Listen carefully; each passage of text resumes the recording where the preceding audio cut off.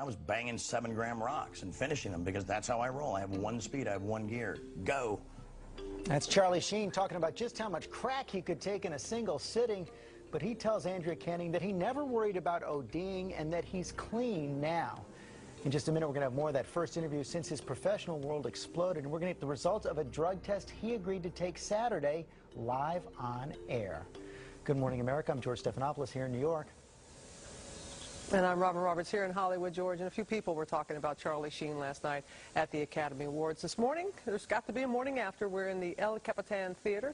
It was built in 1929. In fact, you look at the architecture here, it is so beautiful. And Citizen Kane made its debut here way back when. But across the street, the Kodak Theater, and they have been at work for hours now, dismantling everything, the red carpet and such. But we will have our glam squad along to critique the hits and misses that we saw last night. Red was the color, lace as well. And then all the after parties, the things that you did not see, and the best accessory was the Oscar. Those that went to the party gripping their Oscars like Colin Firth. So that and a lot more. Oscar Monday here on GMA, George. You guys were going all night long, but we start this half hour with Charlie Sheen opening up about his drug use. In a moment, we will reveal the results of the drug test that he took over the weekend. But first, Andrea Canning is back with more from that head-spinning day she spent with Sheen. And he really wanted to prove to you that he is clean now. Yes, good morning again, George. And he claims no drugs right now, but we did talk a lot about his past drug use. Charlie Sheen has never been more candid about it and makes no excuses for it. He also shared with us some of what really happened that night last month when he was rushed to the hospital after a drug-filled night with porn stars. Your anger and your hate, I think, is coming off as erratic to people. Passion, my passion. It's all okay, your passion yes. is coming off as erratic to people. Well, you borrow my brain for 5 seconds and just be like, dude, can't handle it. Unplug this bastard. Yeah, because it fires in a way that is, I don't know, maybe not from this particular terrestrial realm. I think some of those things that you're putting out there are making people think something's wrong with you. That has nothing to do with me, really. I mean, they're entitled to, I suppose, interpret stuff as they must. What are you a doctor of? Some are saying that you're bipolar. Wow, what does that mean? I guess that, you know, you're on 2 ends of the spectrum. Wow. And then what? What's the cure? Medicine?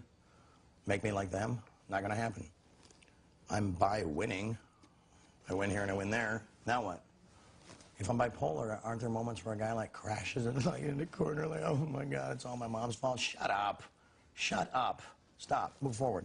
Have you had any celebrities reach out to you to try and help you? Yeah, like radical people like Sean Penn and Mel Gibson and Colin Farrell and just radical people, and they're not telling me what to do. Who gave you the best piece of advice? Well, they didn't give me any advice, and within that, there's great advice. It was just love, and so you know, just to see.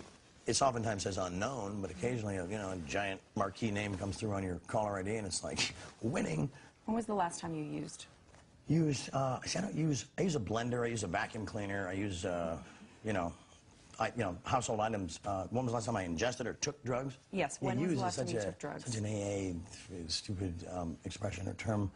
I don't remember. I do not remember. A week ago, 2 weeks ago, maybe a month 2 days ago. 6 weeks. I don't know. It was a couple days before the suits rolled in and said, change it, change everything, we're shutting you down. Tell me about the last time you took drugs. You know, the last time I took drugs, I probably took more than anybody could survive. You know. What are we talking about? How much? I don't know, man. I was banging 7-gram rocks and finishing them because that's how I roll. I have one speed, I have one gear. Go. How do you survive that? Because I'm me. Because I'm me. I'm different. I just have a different constitution. I have a different brain. I have a different heart. I have a different, you know, I get tiger blood, man. You don't worry that you're going to die when you take that many drugs? Dying's for fools. But you're only human. Now, there's certain blends I will not entertain because that's how people go down. I'm too smart to do that. So, you know, I'm sorry for the guys that happened to, but you know, you should have read the directions before you showed up at the party. You know. So you actually have a strategy about how you take your drugs? No, I just have a couple of rules. I don't know if it's a strategy. You're clean right now. Sure. So is this better now? Your life now, clean with your children? Yeah, is it better than being on drugs? It's perfect. It's perfect. Yeah. No, it doesn't compare. They're whole different realities. You know. There's great things about both, but what I'm harnessing now is absolute, you know, focus. Mm-hmm. It's exciting. it's exciting. I've come back from a place that, you know, people can put labels on it and they can figure all this stuff out. They can try to like normalize it, boring, stupid, you know, and that's fine. But for me, it's I've just answered to a higher calling, and it happened in the blink of an eye, and I'm totally excited by it, you know. Are you worried you're going to relapse? No. Why? Because I'm not going to, period, the end.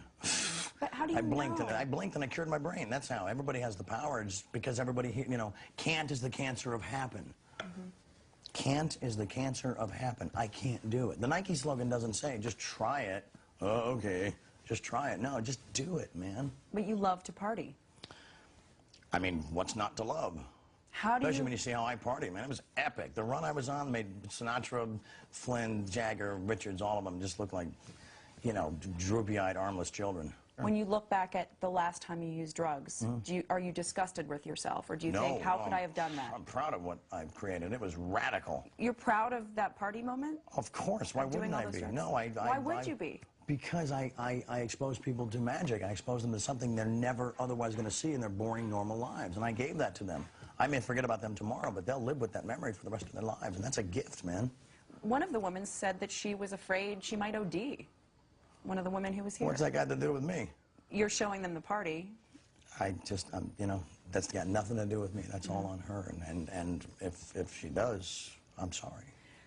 You say that you like the feeling of being on drugs, and it's exciting and fun. Not anymore. It bored the hell out of me after a while. I was like, okay, let's try something else. How can anyone believe that you will stay clean, given your track record? I'm not interested in what people believe. I'm interested in what I believe, and I believe in the truth. And that's what rules me.